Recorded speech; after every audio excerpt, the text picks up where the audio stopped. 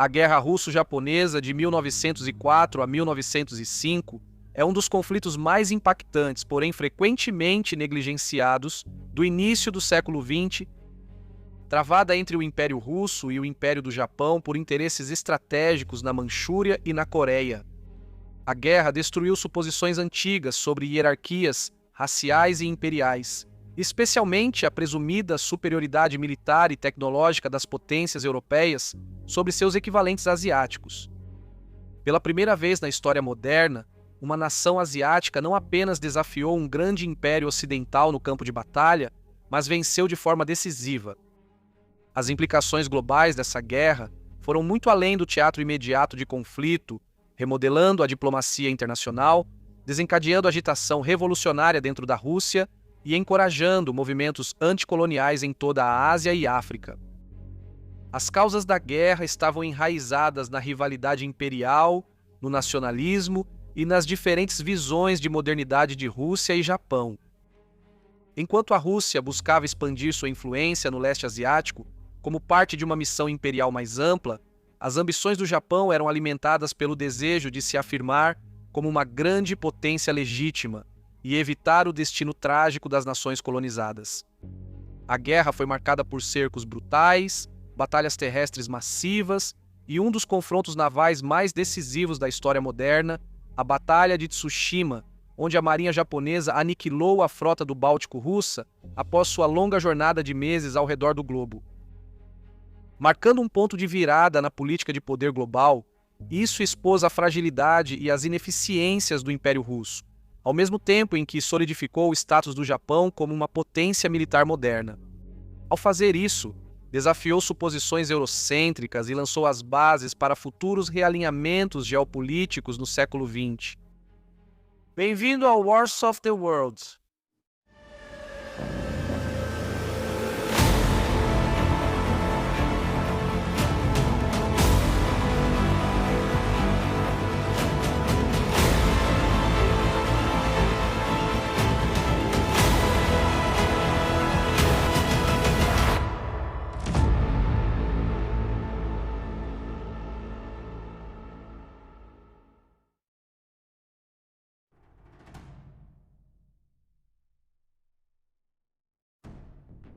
As raízes da guerra russo-japonesa estão na complexa teia de ambição imperial, rivalidade regional e instabilidade interna que caracterizavam o leste asiático na virada do século XX.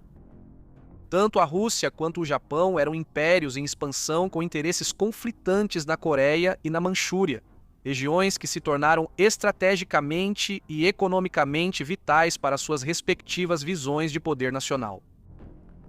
A guerra não foi resultado de uma faísca repentina, mas sim a culminação de anos de tensão crescente, erros de julgamento e desconfiança mútua.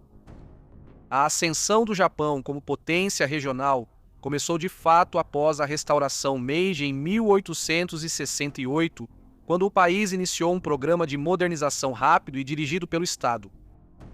Reconhecendo a vulnerabilidade das nações asiáticas ao imperialismo ocidental, ilustrada principalmente pelas derrotas da China nas guerras do ópio, o Japão buscou emular os modelos militares, industriais e administrativos do Ocidente.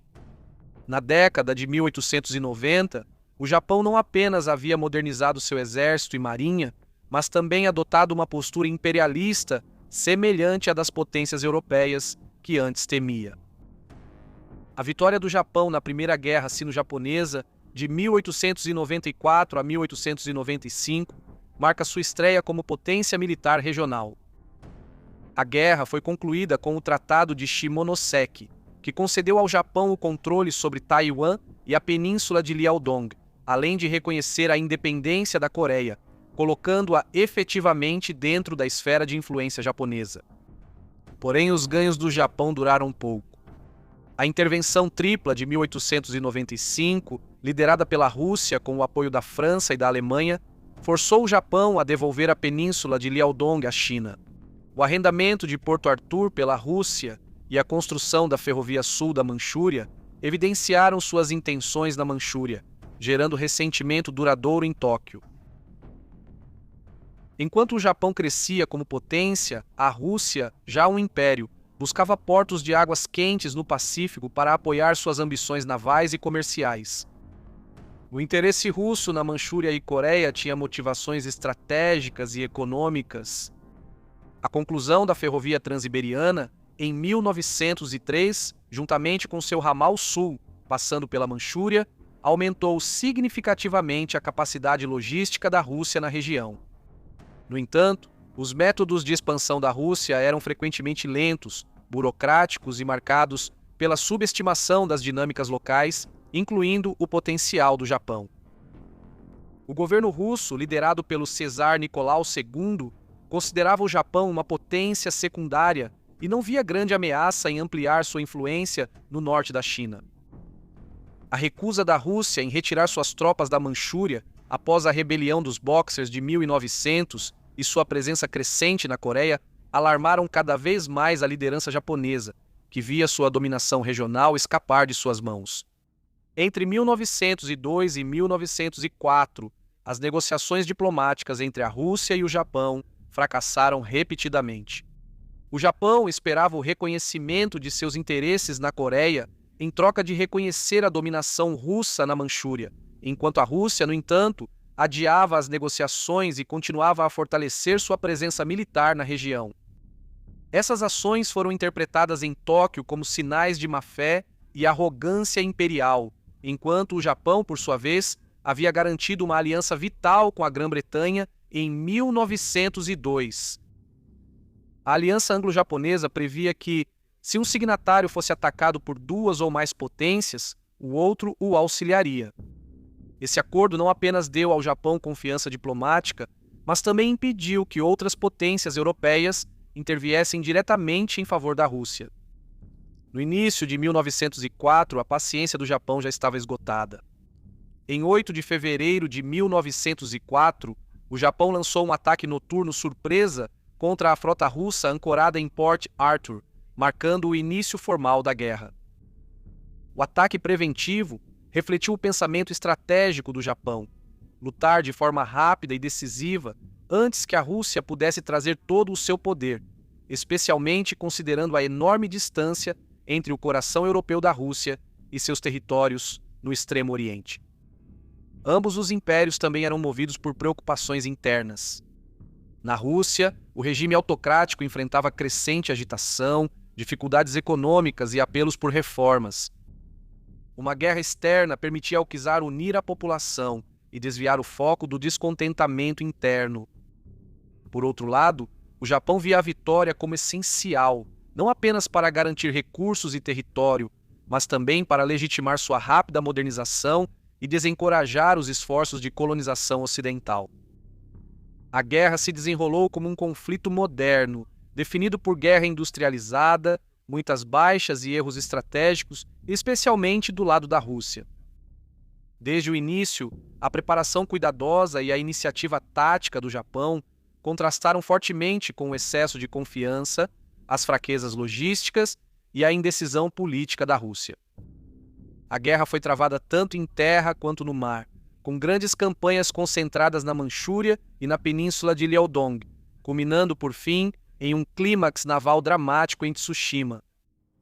Na noite de 8 de fevereiro de 1904, sem uma declaração formal de guerra, o Japão lançou um ataque surpresa com torpedos contra a frota do Pacífico russa, estacionada em Port Arthur, atualmente Lushun, causando danos significativos. Embora não tenha sido uma vitória completa, esse ataque inicial refletiu a ênfase estratégica do Japão na iniciativa e na velocidade. A frota russa, confinada e desmoralizada, nunca recuperou totalmente sua força operacional. Logo depois, as forças terrestres japonesas desembarcaram na Coreia e avançaram rapidamente para o norte, ocupando Seul e seguindo em direção ao rio Yalu, a fronteira com a Manchúria. A Batalha do rio Yalu, em maio de 1904, marcou o primeiro grande confronto terrestre. As forças japonesas derrotaram decisivamente os russos, demonstrando seu treinamento superior, coordenação e moral. Um grande ponto de virada da guerra foi o cerco de Port Arthur, que durou de agosto de 1904 a janeiro de 1905. Os japoneses, liderados pelo general Nogi Marisuke, lançaram vários ataques à fortaleza russa fortificada. O cerco foi longo e sangrento, envolvendo guerra de trincheiras e ataques frontais custosos. Apesar da forte resistência russa, as forças japonesas capturaram colinas estratégicas e posições de artilharia que controlavam o porto.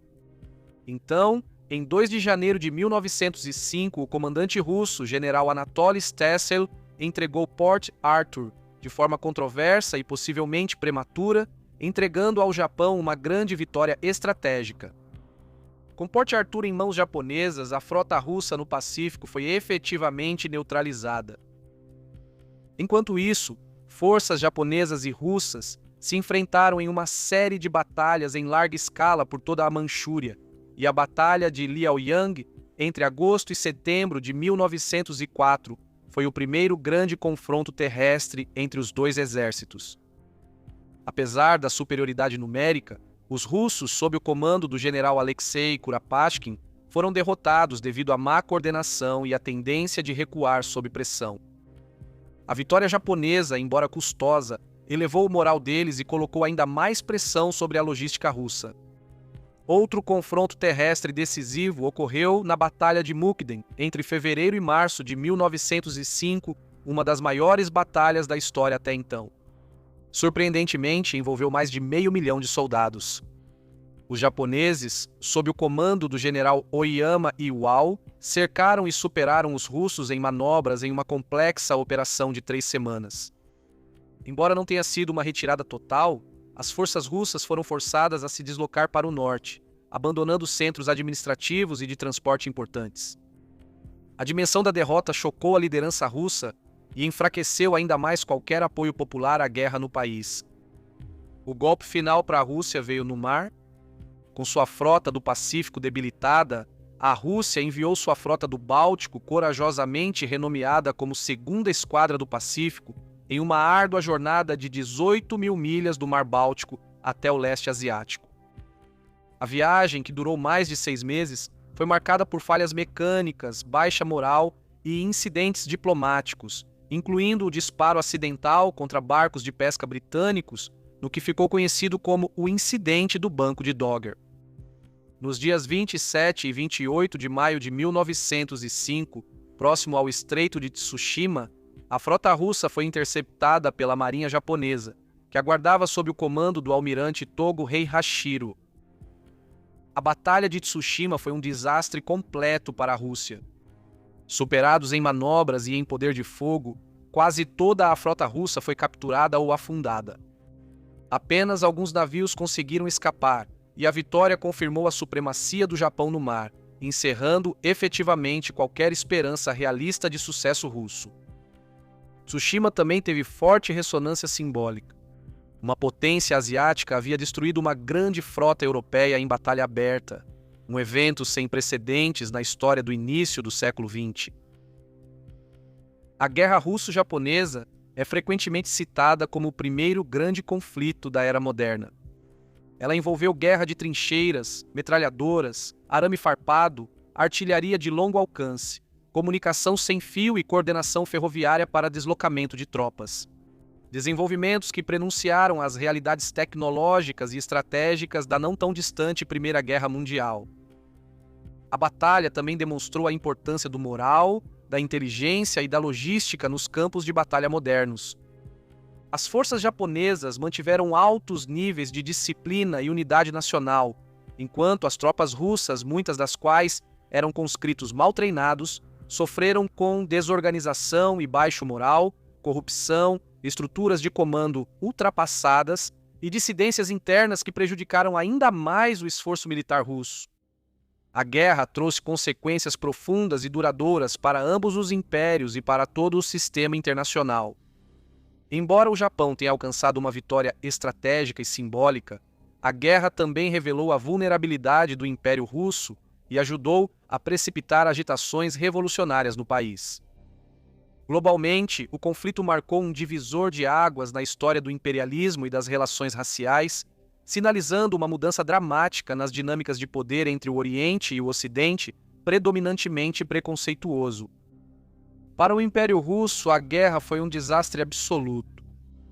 Militarmente, expôs profundas fraquezas no planejamento, comando e infraestrutura. A derrota minou a autoridade do czar Nicolau II e desacreditou a ideia de que a Rússia era uma grande potência moderna e capaz. O esforço de guerra havia sobrecarregado as capacidades logísticas da Rússia e revelou a vulnerabilidade de um império governado por uma burocracia rígida e instituições ultrapassadas. Mais importante, a derrota acelerou o descontentamento interno. A população russa, já sofrendo com más condições de trabalho, escassez de alimentos e repressão política, reagiu com indignação. Em janeiro de 1905, enquanto a guerra ainda estava em andamento, uma manifestação pacífica em São Petersburgo foi recebida com força letal no que ficou conhecido como Domingo Sangrento. Esse massacre desencadeou a Revolução de 1905 em uma onda de greves, levantes camponeses e motins, incluindo o famoso motim no couraçado Potemkin.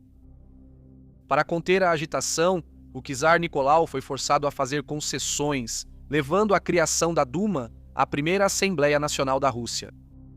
Apesar dos poderes limitados e muitas vezes ignorados, a Duma representou um enfraquecimento simbólico da autocracia. A guerra, de fato, expôs e acelerou a desintegração da autoridade czarista, uma tendência que culminaria na Revolução Russa de 1917.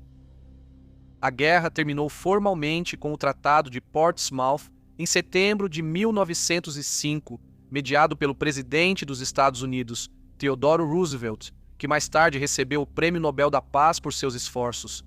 O tratado reconheceu os interesses do Japão na Coreia e transferiu o arrendamento da Rússia no sul da Manchúria. Embora tenha encerrado as hostilidades, o tratado deixou ambos os lados um tanto insatisfeitos.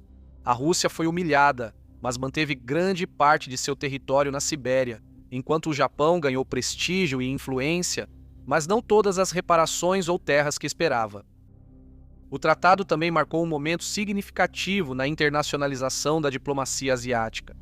Isso sinalizou a ascensão dos Estados Unidos como mediador nos assuntos globais e reforçou a inclusão do Japão na política de poder mundial. Em contraste, o Japão saiu do conflito como uma potência global reconhecida.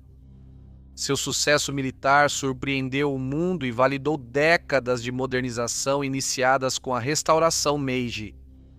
A vitória deu ao Japão o controle sobre a Península Coreana e o sul da Manchúria, incluindo o arrendamento de Porto Arthur e o controle da Ferrovia do Sul da Manchúria. Embora o Japão esperasse obter ganhos territoriais ainda maiores, seu status como potência hegemônica regional agora estava estabelecido e superava quaisquer outros benefícios potenciais. A guerra também marcou o início da expansão imperial do Japão de forma mais assertiva e, no final das contas, agressiva. Em 1910, eles anexaram formalmente a Coreia, estabelecendo um período de domínio colonial severo. E, encorajado pela vitória, o Japão começou a buscar paridade com as potências ocidentais, alimentando sua ambição de se tornar a força dominante no leste asiático. No âmbito doméstico, a guerra reforçou a unidade nacional e aumentou o prestígio das Forças Armadas, especialmente o orgulho da Marinha. A insatisfação do Japão com as recompensas limitadas do Tratado de Portsmouth, especialmente pela falta de uma indenização russa, gerou ressentimento entre nacionalistas japoneses. Uma corrente subterrânea que ressurgiria no agressivo militarismo da década de 1930. A Guerra Russo-Japonesa teve um impacto psicológico e ideológico profundo em todo o mundo colonizado. A imagem de uma nação asiática derrotando um império europeu desafiou hierarquias raciais profundamente enraizadas. Na Ásia e na África, a guerra se tornou um símbolo poderoso do potencial anticolonial. E nacionalistas indianos, revolucionários vietnamitas e intelectuais africanos citaram o sucesso do Japão como prova de que a dominação ocidental não era inevitável. Até na Europa, a derrota causou choque. Suposições racistas sobre povos não ocidentais serem inerentemente inferiores foram desafiadas, e muitas potências europeias, especialmente a Grã-Bretanha, passaram a tratar o Japão com mais cautela e respeito. A aliança anglo-japonesa foi renovada e expandida, e o Japão passou a ser cada vez mais considerado um participante legítimo no cenário mundial, culminando em sua participação na Primeira Guerra Mundial ao lado dos aliados. Porém, a vitória teve um lado sombrio. Isso contribuiu para um sentimento de excepcionalismo japonês e para a crença na necessidade da conquista imperial. Com o tempo, a memória do triunfo contra a Rússia seria deturpada para servir de justificativa para o militarismo e o expansionismo. Na década de 1930, o Japão buscava criar seu império colonial na Ásia Oriental e Sudeste Asiático. No imediato pós-guerra, muitos observadores ocidentais trataram a vitória do Japão como uma exceção inesperada, em vez de um sinal de mudança estrutural nas esferas do poder global. Analistas europeus frequentemente atribuíram a derrota da Rússia à incompetência logística ou à decadência interna, em vez da superioridade tática e estratégica japonesa. A visão de mundo eurocêntrica teve dificuldade em conciliar a derrota de um império cristão branco por uma potência asiática.